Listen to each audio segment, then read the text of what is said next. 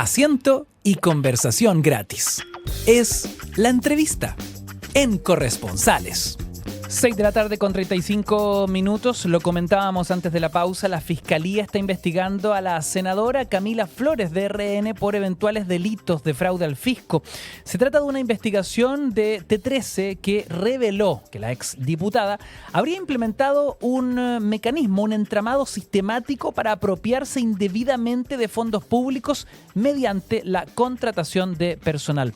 Para entender cómo funcionaba este entramado, cómo funcionan las asesorías en el Congreso, ¿será esta una práctica generalizada o un caso puntual? Conversamos hasta ahora con Michel Figueroa, director ejecutivo de Chile Transparente. Michel, bienvenido, ¿cómo estás?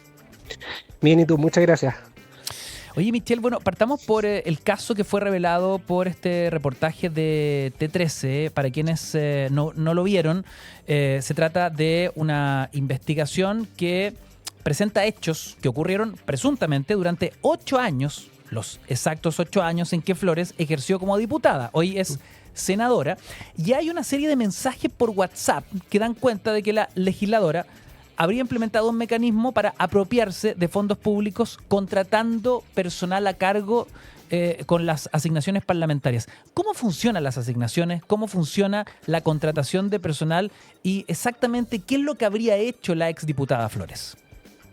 A ver, hay que tener en consideración que todo diputado o senador tiene derecho, de acuerdo a lo que establece la ley, a un fondo adicional que se denomina de asignaciones parlamentarias, con los cuales puede contratar personal que apoyen su función legislativa. Arma su oficina, Vale en el fondo. decir, exacto, desde abogados, periodistas, secretarias u otro tipo de asesores que contribuyan a su trabajo en la gestión parlamentaria que a ella le corresponde hacer.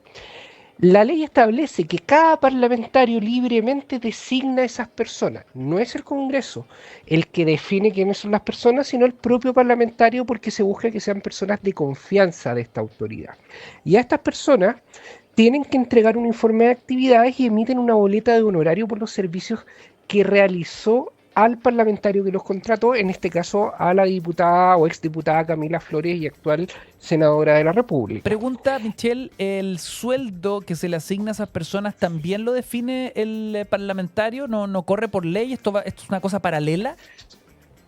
Efectivamente, hay una comisión de asignaciones parlamentarias que es elegida por el propio Congreso, que establece los márgenes de cuánto se le va a poder pagar a cada una de las funciones, de acuerdo a lo que se contrata y las tareas que se haga. Pero es un fondo que la ley dispone en el presupuesto de la Nación para que anualmente cada parlamentario tenga un tope en el cual puede destinar a estas asesorías.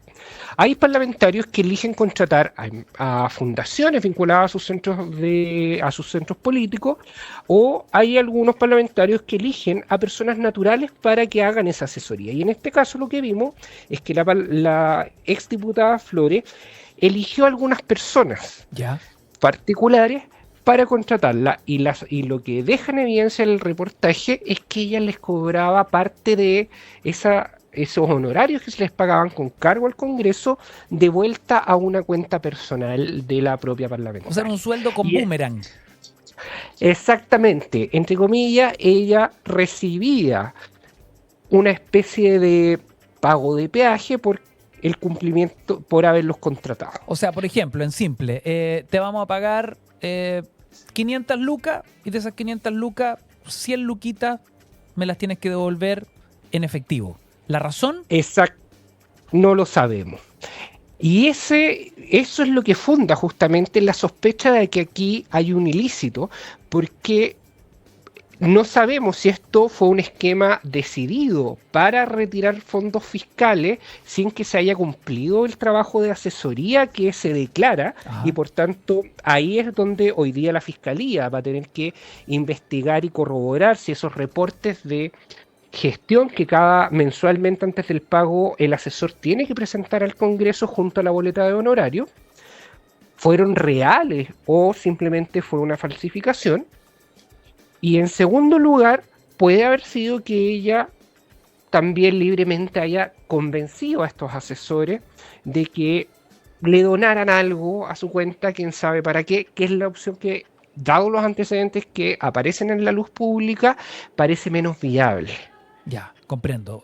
A todo esto se le llamaba de forma coloquial como la cuota Flores, lo que da cuenta que era una práctica conocida y extendida, a tal punto que, según el reportaje, esto no fue una vez, no fueron 3 veces, fue una práctica durante los 8 años en que Flores ejerció como diputada.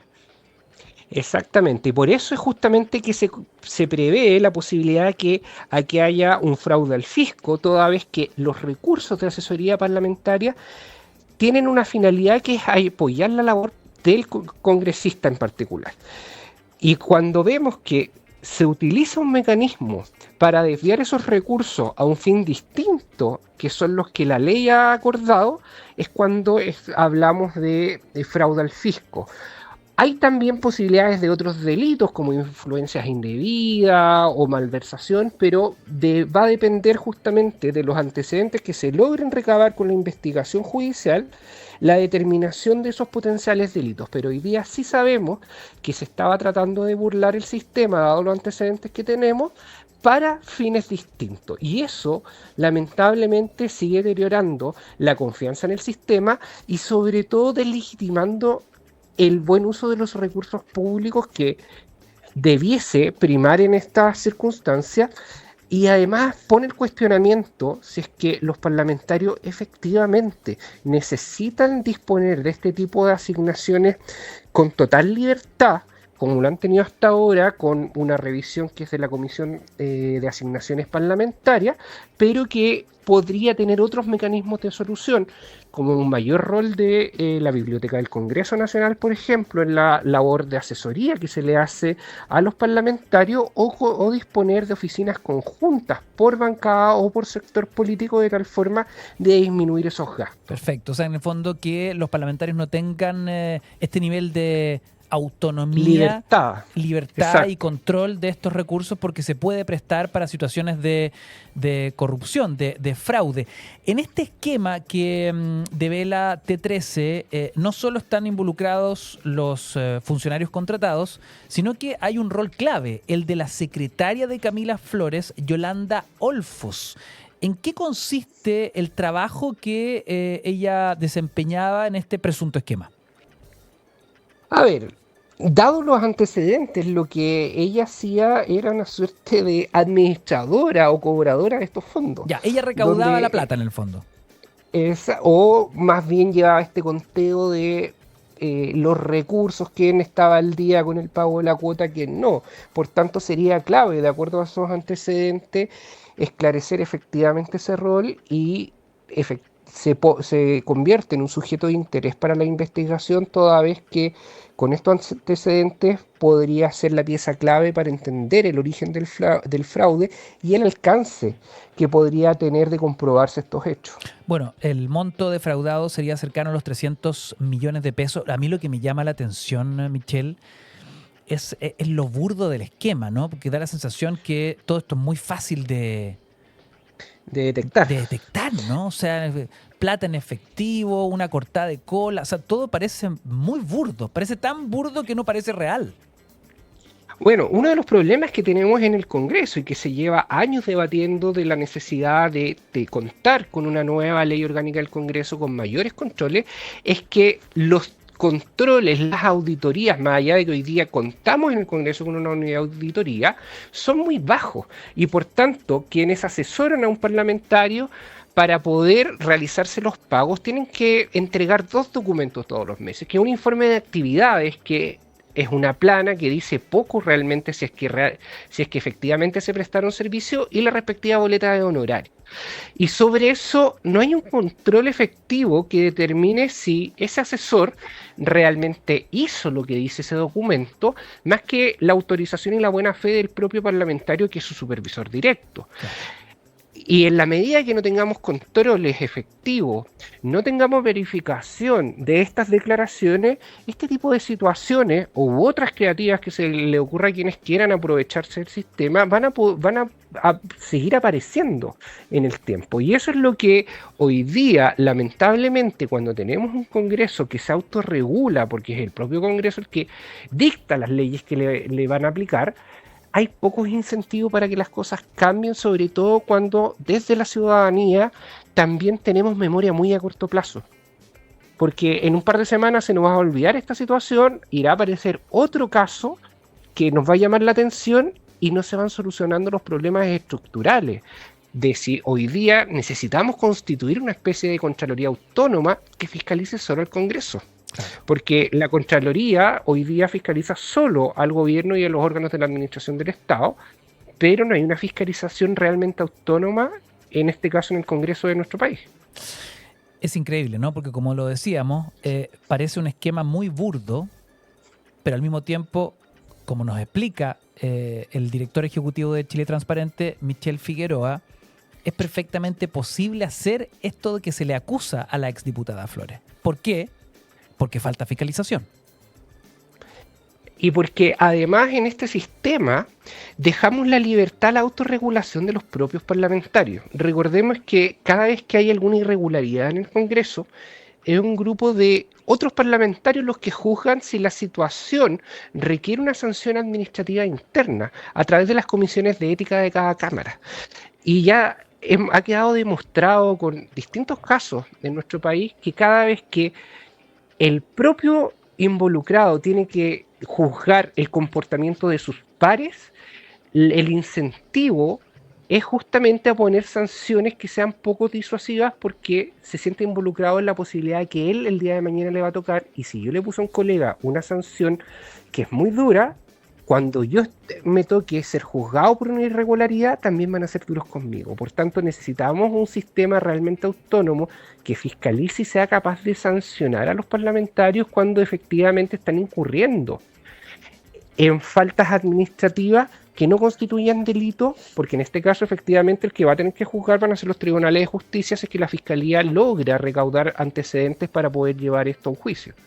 ¿Cómo se puede comprobar esta denuncia? ¿Cómo puede llegar a trazarse el esquema completo? ¿La respuesta está en las cuentas bancarias de Camila Flores, por ejemplo, o no necesariamente? No necesariamente, porque si los dineros que se sacaban en efectivo no se logran trazar y no ingresaron a una cuenta asociada a ella, va a ser muy difícil poder comprobar esta situación.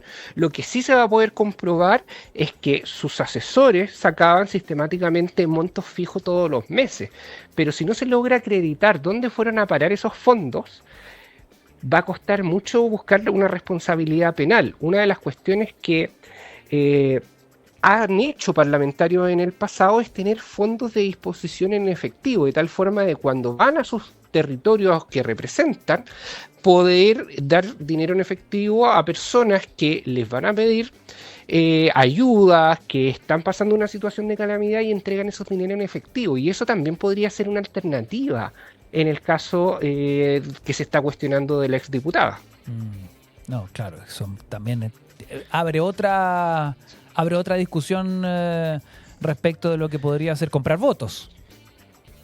Exactamente, y no solo la compra de votos en el periodo electoral, sino también mantener la fidelidad con los votantes en el periodo en que se está ejerciendo, porque es muy común que vecinos que pertenecen al distrito de un parlamentario van a las oficinas parlamentarias a exponer sus necesidades, sus problemas, y muchos parlamentarios en el pasado se ponían la mano en el bolsillo y cubrían esas necesidades directamente, que va más allá del solo hecho de comprar votos en el periodo electoral, y que es lo que denominamos clientelismo electoral. Por supuesto.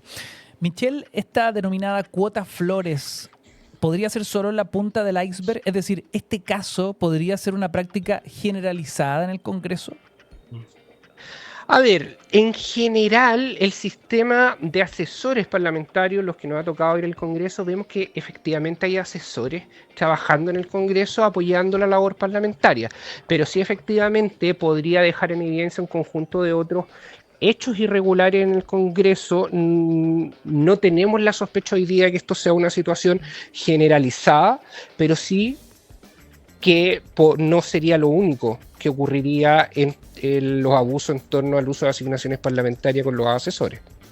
Bueno, respecto de las declaraciones de la senadora Camila Flores, ella niega todo lo que se expuso en este reportaje, habló también su abogado y bueno, dijo que su representada iba a prestar toda la colaboración correspondiente, iban a entregar todos los antecedentes. Ella no asume nada de lo que se ha develado acá. Ahora, como el esquema parece tan burdo y las pruebas están tan a la vista en este golpe de T13, el esquema queda muy de manifiesto. O sea, no sé si hay cabos sueltos o tú ves situaciones que aún no están claras. Hoy día lo que hay que acreditar es si esos dineros efectivamente llegaron a parar a alguna cuenta o al control de la exdiputada. Ya, ¿qué pasó con la plata? Eso es lo clave ahora. Exacto, y si se logra acreditar a través de la investigación que efectivamente esos recursos llegaron a sus cuentas o llegaron a ser dispuestos, aunque sean efectivos por ella, y se logra acreditar esa situación, ahí efectivamente se cierra el ciclo para buscar la persecución de algún tipo de delito. Michelle, lo que finalmente hemos conversado acá como tema de fondo tiene que ver con quién fiscaliza a los legisladores. ¿Cuáles son las grandes deudas pendientes en el país respecto de este tema? Terminar con el mecanismo de autocontrol parlamentario o el control entre pares y aumentar las revisiones en materia de transparencia que también hoy día siguen siendo un mecanismo interno de auditoría de parte de los propios parlamentarios. Con esos dos elementos podríamos tener un gran avance hoy día, pero requiere justamente un acuerdo de los propios parlamentarios, de los propios diputados y senadores, de tal forma de elevar el estándar y que este tipo de situaciones existan las herramientas con mayor facilidad para poder detectarlas a tiempo y no 8 años después, cuando ya las sumas de dinero involucradas comienzan a generar rabia en las personas. No, y porque ha pasado tanto tiempo, 8 años, ¿no? Desde, digamos, las primeras acciones de esta trama, según lo que explica el reportaje de T13, que también con el paso del tiempo esos dineros comienzan a ser cada vez más indetectables, ¿no? Justamente, y lo segundo que tiende a aparecer, aparte de la indetectabilidad de los recursos, es justamente la falta de posibilidad de reparar los daños. Porque el gran problema que tenemos en los casos de corrupción política es que muchas veces se le establecen sanciones incluso penales a algunos miembros de la actividad política, pero rara vez logramos recuperar los recursos que han sido robados y que esos recursos vuelvan a arcas fiscales. Claro, porque además hablamos de plata de todos nosotros, 300 millones de pesos en concreto, eso es lo que el reportaje evidencia. Y si esos dineros, a lo mejor se puede establecer una sanción en unos años más si es que esto se lleva a juicio, pero lo importante acá también es cómo recuperamos esos dineros de tal forma de que no solo las personas paguen con sanciones penales, sino también el Estado sea capaz de recuperar los dineros que han sido robados, en términos simples, de las arcas fiscales. Michelle, aquí tenemos que estar atentos con este caso en los próximos días, porque sabemos que la Fiscalía ya está investigando a la senadora Flores por estos delitos de fraude al fisco. Una de las cuestiones principales que debiesen ocurrir en los siguientes días es ver la posibilidad si es que va a haber algún tipo de incautamiento de información de las oficinas parlamentarias o personales de la diputada y luego la solicitud de desafuero, porque recordemos que a los parlamentarios no se les puede formalizar inmediatamente, sino con la solicitud de desafuero, de tal forma que un tribunal de alzada sea el que resuelva o examine si es que efectivamente los antecedentes que están a la vista constituyen delito para poder quitarle esta protección, que no es ser juzgado, para que ahí la Fiscalía recién pueda iniciar la formalización. Así que podríamos estar incluso hablando de una situación de meses antes de que tengamos noticias claras para saber si efectivamente va a haber una formalización de parte de la Fiscalía en este caso o no. Claro, la situación es compleja porque además la exdiputada hoy comienza, hace muy poquitos días, un periodo como senadora. Exactamente. La conversación a esta hora de la tarde con Michelle Figueroa Mardones, director ejecutivo de Chile Transparente, explicándonos este escándalo político que remece al Congreso, el denominado caso de Camila Flores o la llamada cuota Flores. La Fiscalía investiga eventuales delitos de fraude al fisco a partir del reportaje de Tele 13. Michelle, muchas gracias por esta conversación. Hasta luego, Ignacio. 6 de la tarde con 55 minutos.